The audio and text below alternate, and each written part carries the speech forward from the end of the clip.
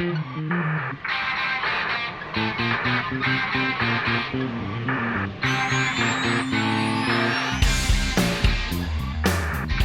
friends. Welcome to another interview here on Love Wrestling. Spencer Love here, and I am positive, as always, preaching positivity, positive that you are going to love my guest this week. Kasey Catal joining me on the show, as we were talking about before we started recording. Someone who only over the last little bit I've really had the opportunity to watch wrestle consistently, but something that I've very much enjoyed doing. How are you doing? Thanks for taking the time for me today. Thanks for having me. I'm doing well. I'm hanging in there. As we all are, luckily enough, you're one of the lucky few who has had the opportunity to wrestle over the last little bit, perhaps a little bit more consistently than some of your compatriots out there. What's it been like for you to wrestle during a pandemic? Is it a bit like awkward because it's genuinely the antithesis of social distancing and all of that sort of stuff? But obviously you guys are playing it safe and doing well. How's it been for you? Yeah, it's definitely different. At first, I was extremely nervous being around so many people, and are certain people going to take it seriously? Are certain promotions going to take it seriously? What's it going to be like with less fans, and have everyone with a mask on? And are we going to wear the mask? So it's definitely been like,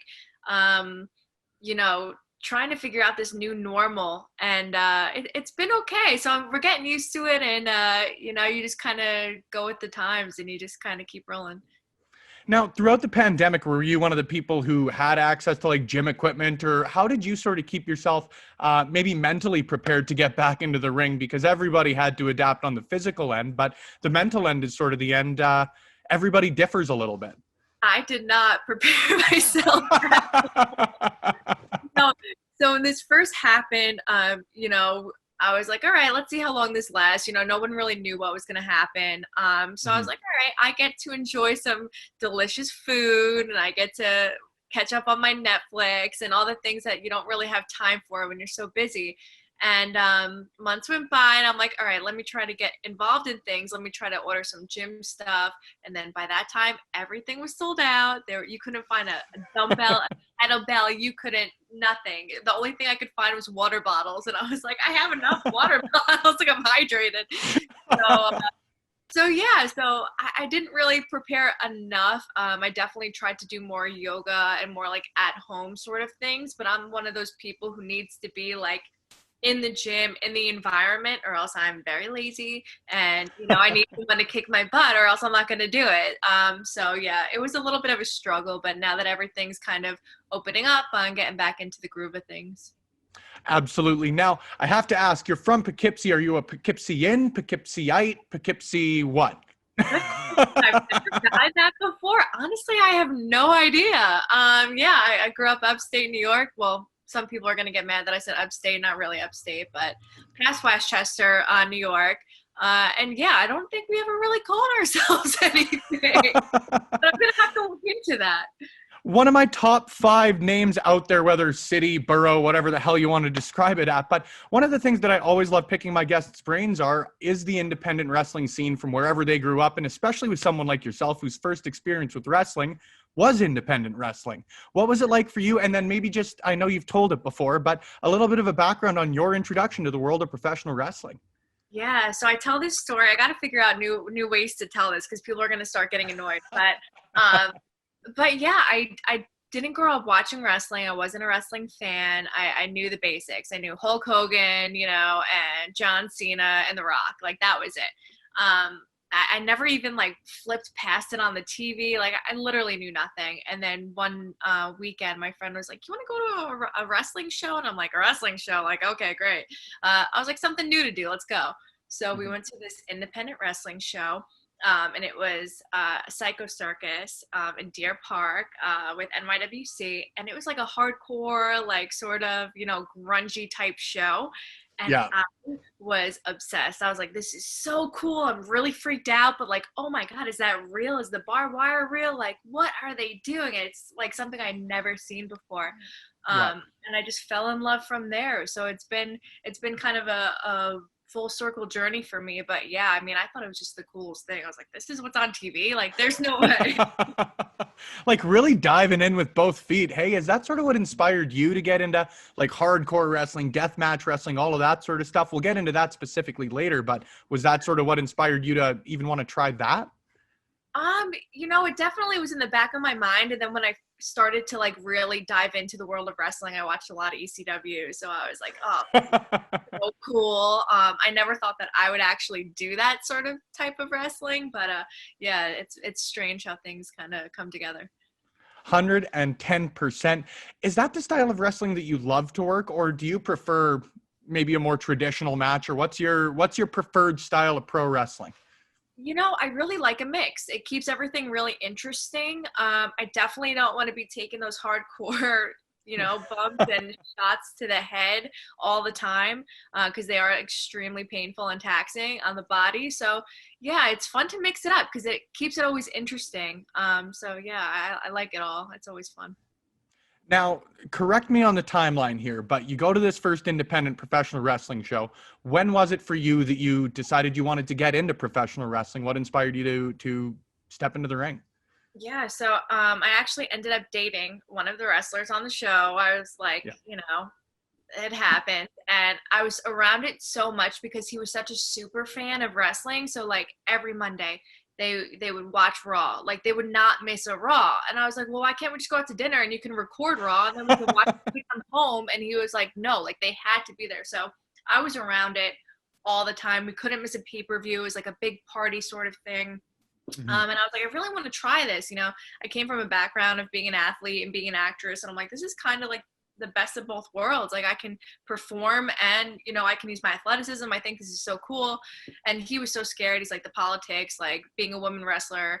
So put that idea off. And then about 3 years later, when we broke up, I signed up for wrestling school the next day. Fuck you.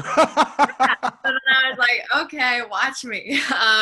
And yeah, that's kind of how I started. And I've been in love ever since. Even after I took my first bump, I had to hold back the tears. And I was like, oh my God, this is it. This is what I want to do. And I knew right from that moment.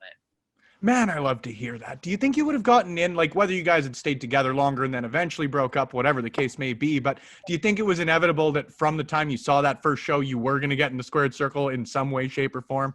100%. It Cool, was bound man. to happen. Yeah, I can't see myself doing anything else. I love it. How do you think your experience as a fan maybe changed your approach to professional wrestling? Because, you do hear sort of the traditional story of, I loved it from when I was a kid. I always wanted to get in, started training, yada, yada, yada. Maybe as someone who wasn't a fan as a kid, did that change your experience at all? It might have. I didn't know a lot about it. So that was a blessing and a curse, because going in, I really had to learn my history. And I did go to a school that was really, they wanted you to know the history. They wanted you to know about all of the people that came before us and, to earn respect and to be respectful towards the people that have built this business for us. So yeah, it was definitely hard for me to learn the history, and I'm still working on it because there is so much. There's so much Right. wrestling. So yeah, it was a bit of a challenge, but I think I came in a little bit more naive, which is also kind of fun. Because then, like when I would see somebody who I watched on TV, I would just be like over the moon. I knew I couldn't show it, but I was like, oh my God, I'm in the same locker room as, Emma, that's really cool. Or like, I'm going to wrestle this person or this person. So that was like really fun for me. Like, even though I couldn't like outwardly show it, I think it just made it a little bit more exciting. Yeah, I'd have to assume then you go into your first day of training. It's Brian Myers, it's Pat Buck, two guys who you've seen on television before. Same sort of situation, or you're marking out for the trainers? I was so nervous the first day. I can't even remember. I think I was just freaked out because with our school, with a Creative Pro, it was mostly men, as wrestling is male dominated. So it was a lot of men and like two girls. And I was like, Mhm. this is what I'm coming into. And they have one ring. And I was like, all right. It's very nerve wracking for everyone to be practicing and, standing around the apron and watching you like first day of wrestling training, like I don't even know how to roll, and everybody's watching you and every eye's on you and you're the only two people in that ring. So I think that was the scariest part, was like, oh my God, like don't get laughed out of the building, just try your Mhm. hardest. What was it like learning under those two? And I'd assume everyone else that's training there. I've never had the opportunity to speak to someone who trained with Creative Pro. Yeah, it was amazing. If you're in the New York area and you want to get the best training, that's where I suggest you go. I mean, from TV, from independents, that they've done everything, and you really just get a broad scope of learning how to be really good at what you do. You also get a lot of really good opportunities. You learn different things, whether it be networking. You get really awesome guest trainers in there, just because they know a lot of people, and it's just really cool because you get a little bit of everything. And it was a really great experience. Very cool. When did your first match happen following your start in training? Was it a few months, few years, next day? Absolutely not the next day. It was a rough road. My first match that was like on an actual show, I remember I did a few birthday party shows, but like for my actual first show, it was June 3rd. So it was like a little over a year, I think. And now it was on my mom's birthday. I remember it vividly. And all my family was in town. I don't know why. I think probably because it was my mom's birthday. And they all brought signs. And it was the most horrific thing ever. But it was actually a pretty fun match. And it was a tag team match. So, yeah. And it's funny. My tag team partner was actually Chris Statlander, who's in AEW now. Oh. And Maria Manic was on the other team, who she's just dominating and scary man-eater. Yeah. And another girl, Jem Mavra, as well. So it was just really cool to see kind of how everyone evolved. But yeah, that was my first match. Has your family always been supportive of it? It sounds like if they're coming to your first match with signs, it sounds like they would have been behind you 110%. I don't think they really understood what I was Oh, this will be a nice afternoon out. What the hell? Funny because I watched the footage from my first match. My sister actually recorded it, and like hearing their commentary and them screaming, and it was just so funny because I took the heat. So, you know, everybody was just like, come on, kids, get up. Kill her. So it's really funny. But actually, even before it was after my first match, I was managing a group at Wrestle Pro, which is also a Pat Buck company as well. Mm-hmm. And I was a manager, and a move went wrong, and someone landed on my face, and I shattered my nose, like completely shattered it. So after that point, I don't think my mom ever wanted me to get back into a wrestling ring, because, you know, I called her and I'm like, don't be mad. I always say, don't be mad. She's like, what happened? And I was like, I think I like really broke my nose. And she was so mad. You're in New Jersey. I got to get all the way back to New York, and I was concussed, and my nose is literally a pancake and just shattered. Yeah. So after that, and I had video footage of it, like, and everyone's like, "Oh, I never get to watch how the people actually broke their nose," like my doctors. But yeah, it's just funny. After that, she's definitely a little bit more hesitant in watching me, and like especially with the hardcore stuff, like I'll send her videos and she's like, you're trying to kill me, like. I was gonna say if she's worried about a broken nose, yeah, I was gonna say if she's worried about the broken nose, I hope that she's not seen some of the other stuff you've done out there. Where do you think you've grown most as a professional wrestler since then, whether it be mastering moves, mentally, whatever it may be, on that sort of things? I definitely think confidence. And, you know, that's a really hard thing for me. I think for all wrestlers, especially, but definitely confidence. You know, fake it till you make it kind of thing. Just learning to command the room and own the room, even when you're unsure, because I'm always a ball of anxiety before every match I have, whether it's in front of 5 people or, you know, 10,000 people. So yeah. It's really, that's been the thing that I've been working on the most. And then I feel like everything else comes together around it. Very cool to hear. Now, I have to close it out with the one fan question we did get in, which is always fun for me because I always feel like no one pays attention to my tweets. But we got a fan question in. I'm sure you've been asked it before because you're an avid Disney fan. Which Disney character do you feel you relate to most? I am definitely Forky because I always couldn't be happier with that answer.